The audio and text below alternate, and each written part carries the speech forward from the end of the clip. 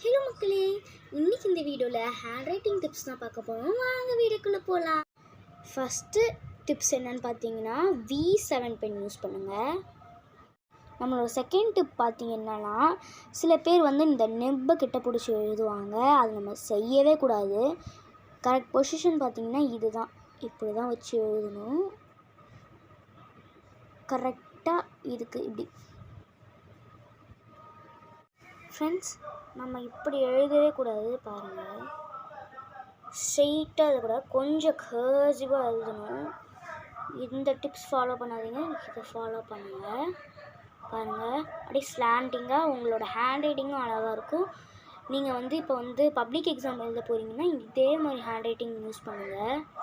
அதே மாதிரி V7 pen use பண்ணிங்கன்னா எக்ஸாமில் இப்போ நம்ம பெலிகான் யூஸ் பண்ண முடியாது. இந்த பென்னை யூஸ் பண்ணால் பெலிகான் யூஸ் பண்ண முடியாது, இங்க் எரேசர் யூஸ் பண்ண முடியாது.